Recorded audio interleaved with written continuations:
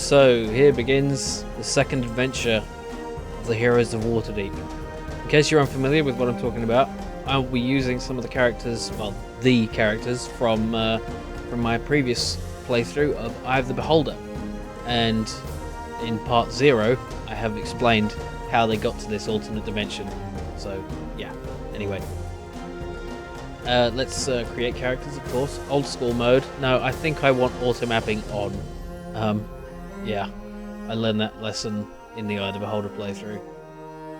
And for this occasion, I have commissioned the creation of these special portraits, which are high-resolution remade versions of the characters I used in Eye of the Beholder. And these have been done by Dreadcat, who is a friend of mine and a subscriber.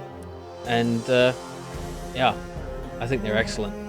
We have Phytar the Fighter, Steelor the Thief, Cleric the Cleric, and Psychofox the Mage.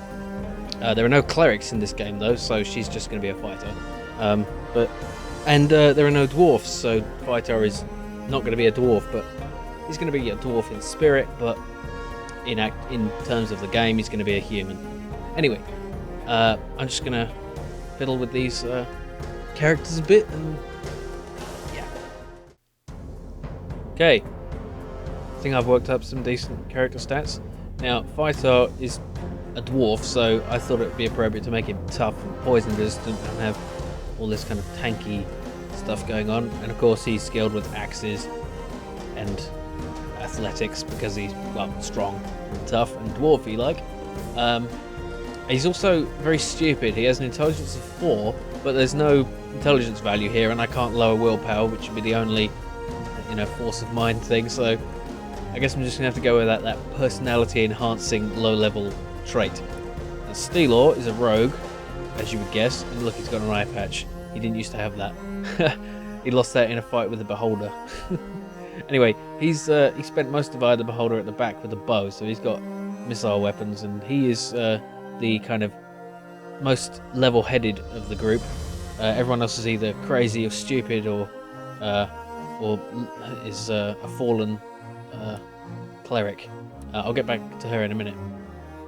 Anyway, he's a rogue, so I'm quite interested in his assassination ability. That should be quite interesting.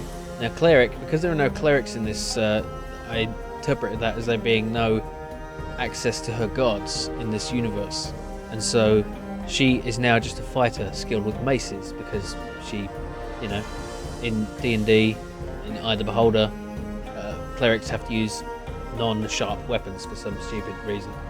And Psychofox is a chaotic neutral, totally insane type of mage, and so I thought it appropriate that she have a daemon ancestor. Her great grandfather had fiery eyes. You can tell, can't you? Look at that. Yeah, and cleric is obviously very pissed off about having lost her gods, so she is very aggressive and strong-minded and crazy and upset and stuff. So anyway, enough messing about. Again, I just love these portraits. They're fucking brilliant. Thank you again, Dreadcat. Anyway, let's begin. And there is Grimrock. Mount Grimrock. I've been looking forward to this for a while. This should be so fucking cool. A towering spire looms over the clouds, a weathered rock that has stood tall for ages, longer than the histories of men have been written down. It is a desolate place now, only remembered when things need to be discarded and forgotten. An airship struggles to gain altitude as it floats toward the peak.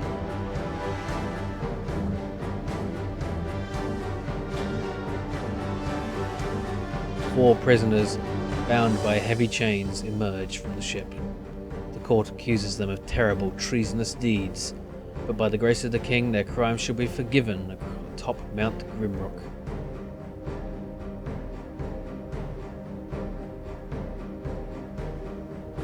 Their final trial is at hand. Numerous prisoners have received their pardons here, yet none have returned to live their life in freedom. They are at the very top of the world, and below them only darkness and justice awaits.